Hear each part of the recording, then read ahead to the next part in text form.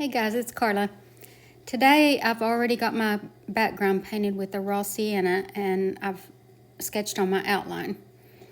And if you want this outline, you can go to my Facebook page in the description below, and that's where I post all of my free traceables and reference photos. So you can just go on there and print those off for free. I'm using a small synthetic brush, just a round synthetic brush, to kind of get some of these smaller details in. But I'm keeping my brush strokes really loose throughout this whole painting. On my palette from top to bottom, I've got white, raw sienna, phthalo blue, raw umber, black, and red.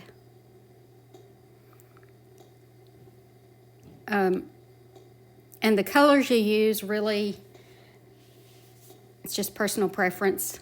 As far as the bird, you can make him whatever colors you want, or you can follow along with me.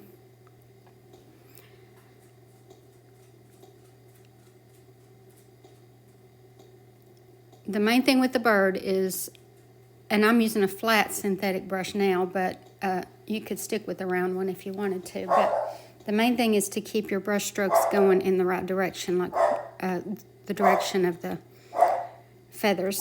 Please excuse my mouthy dog. But just keep your brush strokes really loose. Keep your brush moving. Don't put a lot of thought into it. Don't stay in one area too long. Just keep it very loose and free. And keep some of that background color showing through, some of that raw sienna. And that will help unify the whole painting when it's all done. You'll see little specks of that background all through the bird and all through the picture. And I really, really like that look, that really loose, messy look. And it's not as easy to do as people think, because it's your brain tries to tell you to make it perfect, and that's exactly what you don't want. So you kind of have to fight with yourself the whole time.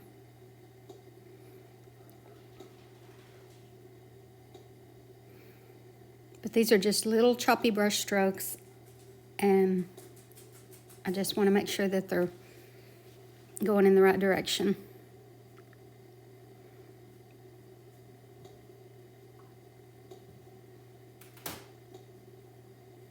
And like I said, you could use other colors. You could put other colors on your palette and make the bird different colors.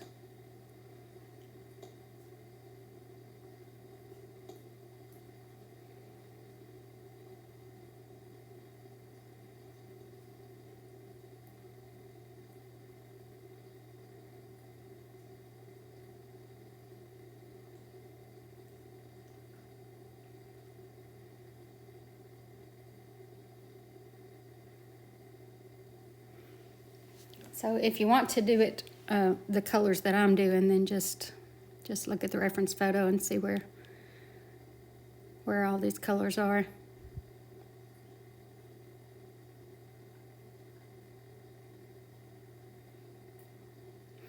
All right, so now I've switched to a large round brush, and with a little bit of watered down, a little bit of water in my black, I'm just very, very loosely scumbling this in. Again, you're going to have to fight with yourself and,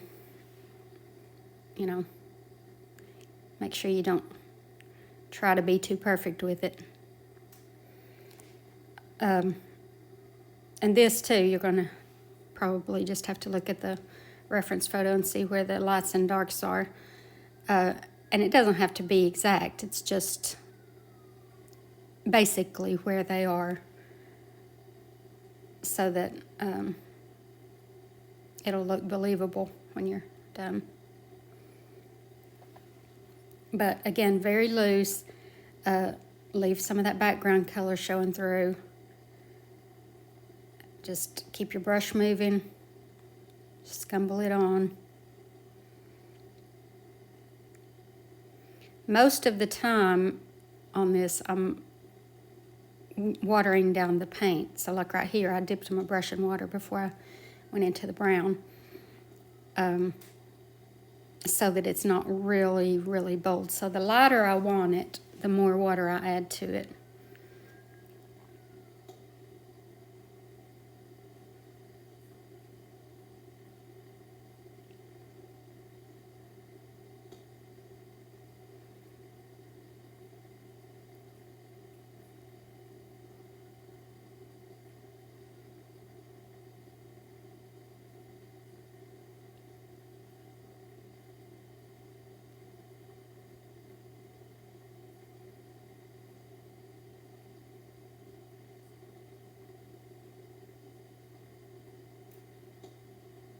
Like I said, I really love the look of this loose, messy style of painting, but it's not as easy as you might think.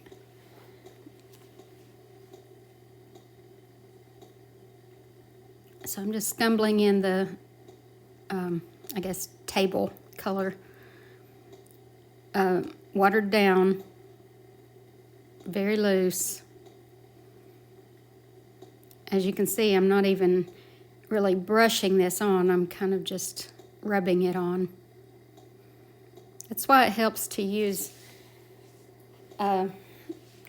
cheap brushes that you don't have to worry about, because sometimes you get a better look if you rub or scrub or scumble rather than brush on. So, but if you spend a lot of money on a paintbrush, then you really don't want to treat it like that. So cheap brushes are the way to go. All right, so now I've mixed up a gray shade, and the reason I added a little bit of brown to it, you might not want to do that, but I like more of a warm gray. But if you want more of a cool gray, then just use the black and white and don't put any brown in it, because black is a cool color because it has a lot of blue in it. So that will give you that look. But if you want it warmed up a little bit like I did, then just add a little touch of brown to it. So again, messy brush strokes. Keep your brush moving. Don't stay in one spot too long. Same old rules all the time. Just scumble, scumble, scumble, and keep moving. Don't think too much.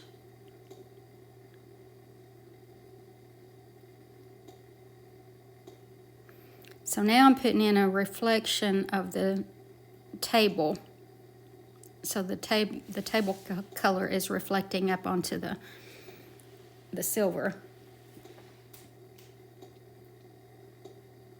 So I've got the table color at the bottom of the picture, and then a lighter shade at the top, and now a medium shade to kind of bring them both together.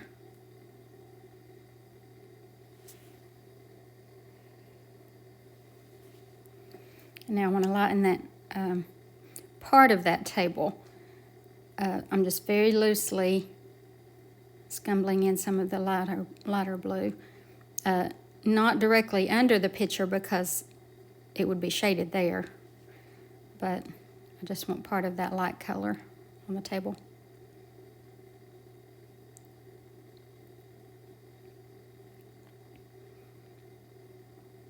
Obviously, I'm just kind of jumping around from one thing to the next and back and forth. You don't have to do it in this order, but I just like to jump around, because then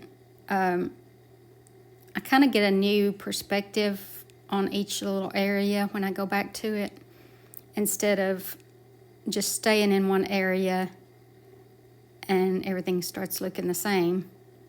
I like to get away from it and come back.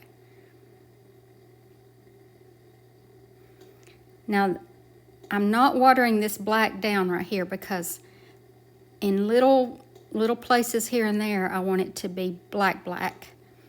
And that will help with the illusion of the silver.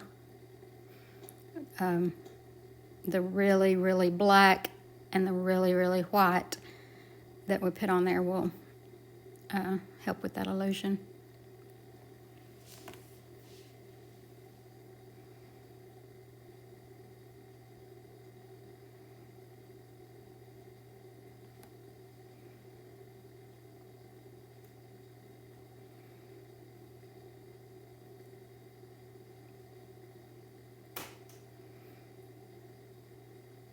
And a lot of this I'm just kind of making up as I go as far as where to put the lights and the darks and stuff.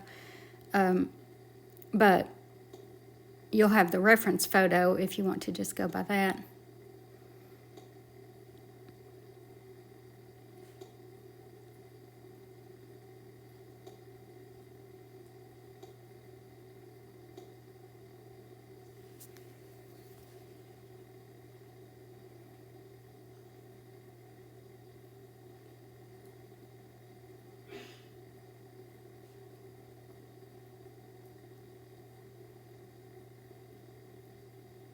So here's the really bright white.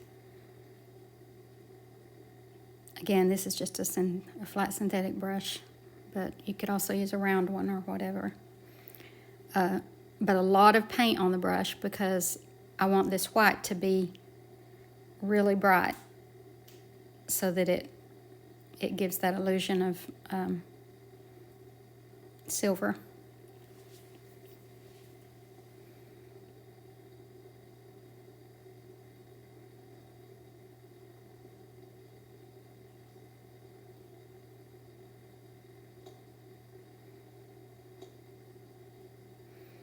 All right, now with watered down black, I want to darken the shadow underneath the picture.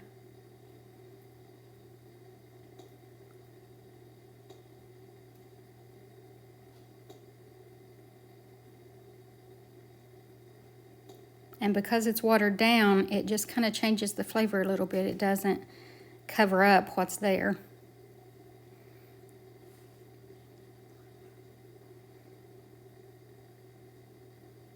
Now right here where it curves in, I want it to be a little bit darker, so that's just watered down black.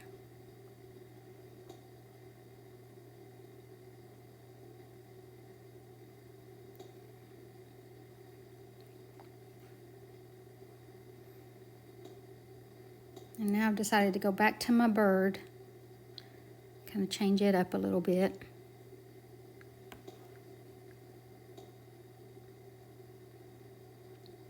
And as I always say, paint covers paint, so anytime you want to change something, it's easy to do. And this acrylic paint dries so fast that you don't have to wait long to paint over it.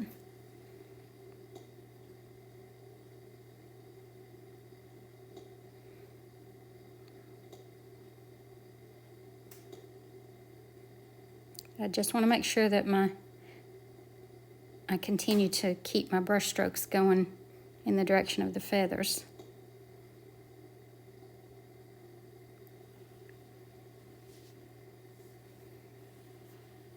And that's it, guys.